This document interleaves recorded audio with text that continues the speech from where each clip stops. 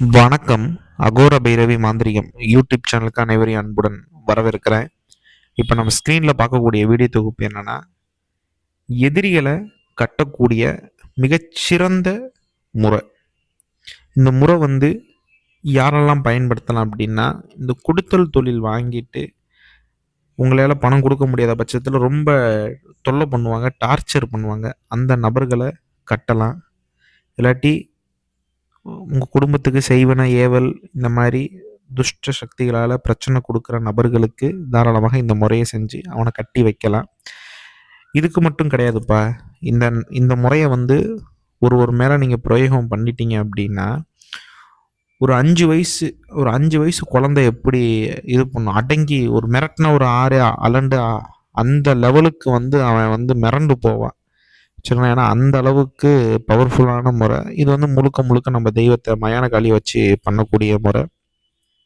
இதை எப்படி பண்ணுறது அப்படின்னா, எதிரியோட காலடி மண்ணு நம்ம கேட்டுப்போம். சரிங்களா? யாரை கட்டணும் நம்ம கிட்ட வந்தாலுமே அவனோட காலடி மண்ணை கொடுங்க அப்படிம்போம். அவனோட காலடி மண்ணும் மயான சாம்பலும், சரிங்களா, மயான சாம்பல் இதை சும்மா ஒரு புடி, இது ரெண்டுத்தையும் சேர்த்து ஒரு புடி, எதிரியாக பாவ பிடிக்கணும்னு அவசியமே கிடையாது. சரிங்களா? உள்ளங்கையில் வச்சு ஒரு பிடிச்சா எப்படி இருக்கும், ஒரு தண்ணி விட்டு லைட்டாக பிடிச்சி ஒரு கருப்பு கலர் துணியில் வைங்க.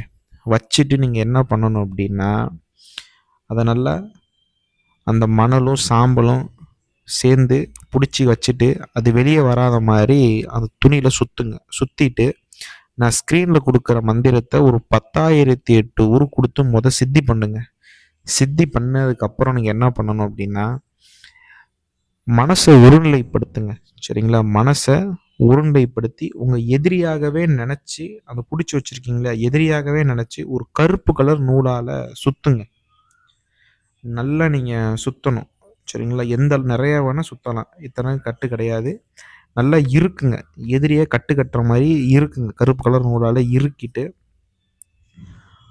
அமாவாசையில், பௌர்ணமியில் தொடங்கி அமாவாசையில் நீங்கள் பூஜையை முடிக்கலாம். அமாவாசையில் நீங்கள் என்ன பண்ணணும்னா, மயானத்தில் பிணம் புதைச்சிருப்பாங்க. சரிங்களா? பிணத்தோட வயிற்று பகுதியில் குழி தோண்டி இந்த இதை புதைங்க. உங்களுக்கு புரியுன்னு நினைக்கிறேன். இந்த பிணத்தை புதைச்சிருப்பாங்க. மேலே தலைமாடு, கீழே கால் மாடு இருக்கும். நீங்கள் என்ன பண்ணணும்னா, வயிற்று பகுதியில் இந்த இதை கொஞ்சமாக லைட்டாக குழி தோண்டி இதை புதைச்சிட்டு, உங்கள் எதிரியாகவே நினச்சி புதைச்சிட்டு ஒரு சேவல் அறுத்து வைக்கலாம். அப்படி இல்லைன்னா சேவல் அறுக்க முடியாத பட்சத்தில் நாட்டுக்கோழி முட்டை, கருக்கூடன முட்டை, சரிங்களா, ஒரு 8 முட்டை, சரிங்களா, 8 முட்டையை நீங்கள் வச்சுட்டு நீங்கள் வந்துடலாம். சரிங்களா? அப்படி நீங்கள் வச்சுட்டு வந்தீங்கன்னா 11 நாள்லையே எதிரியானவன் உங்கள்கிட்ட மட்டும் கிடையாது, யார்கிட்டையுமே பேச மாட்டான். எந்த சூழ்நிலையிலையும் யார்கிட்டையுமே பேச மாட்டான். ஸோ அவனோட வீட்டுக்காரமாட்ட பேசக்கூட பயந்து பயந்து பேசுவான். ஒரு சின்ன பிள்ளை மிரட்டினா கூட அலண்டுப்பான். ஏன்னா அந்த அளவுக்கு இது ரொம்ப ஸ்ட்ராங்காக வேலை செய்யும். சரிங்களா? இதில் நான் வீடியோ பதிவில் சொல்கிறேன் அப்படின்ட்டு எல்லாரும் பண்ணிட வேண்டாம். உண்மையான எதிரிக்கு மட்டும் தாராளமாக பண்ணுங்க.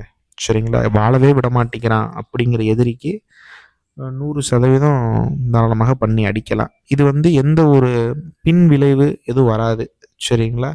இதுக்கு உடற்கட்டு அப்படின்னு போடணுங்கிற அவசியம் கிடையாது. இந்த பூஜையை நீங்கள் பண்ணும்போது வீட்டில் கூட பண்ணலாம். அப்படின்னா தனியாக ஒரு இடத்துல புளிய மரத்தை அடியில் ஏதாச்சும் ஆற்று ஓரத்துலாம் குளத்துக்கு ஓரத்தில் நீங்கள் பண்ணலாம். ஆனால் புதைக்கிறது மட்டும்தான் மயானத்துக்கு போகணும். அது நீங்கள் எப்போ வேணால் போகலாம். அமாவாசையில் நீங்கள் பகலில் கூட போயிட்டு வரலாம். முடிஞ்ச அளவுக்கு ஒரு ரத்தத்தை காட்டுங்க. சேவல் அறுத்து ஒரு ரத்தத்தை காட்டிட்டீங்கன்னா இன்னும் நல்லாயிருக்கும். அப்படி இல்லைன்னா கருக்கூடுன முட்டையை உடச்சி மேலோட்டமாக உடச்சி அதை வச்சுட்டு நீங்கள் வரலாம். இப்படி நீங்கள் வச்சுட்டு வந்தீங்கன்னா எதிரி சின்னாபின்னம் ஆவான். சரிங்களா? இன்னும் நான் உங்களுக்கு புரியும்படி சொல்லணும் அப்படின்னா, இதிலிருந்து அவன் விடுபடணும் அப்படின்னா, நீங்கள் எங்கே புதைச்சிருக்கீங்களோ அதை தோண்டி எடுத்து முறைப்படி அதை கட்டு அறுத்தா மட்டும்தான் அவனுக்கு அங்கே கட்டு உடையும். சரியா? எப்பேற்பட்ட கொம்பனாலையும் இதை உடைக்க முடியாது. முறைப்படி வேலை தெரிஞ்ச மாந்திரிகன் அதை எடுத்து அதை கட்ட அறுத்தா மட்டும்தான் எதிரி தப்பிப்பான். இல்லாட்டி சின்னாபின்னம் ஆயிடுவான். இதை நல்ல நோக்கத்திற்காக மட்டும் பயன்படுத்துங்க. தவறான நோக்கத்திற்கு பயன்படுத்த வேண்டாம். சரிங்களா? நம்ம வீடியோ பதிவு பிடிச்சிருந்துச்சுன்னா அகோர பைரவி மாந்திரிகம் யூடியூப் சேனலை சப்ஸ்கிரைப் பண்ணுங்கள். 4 பேருக்கு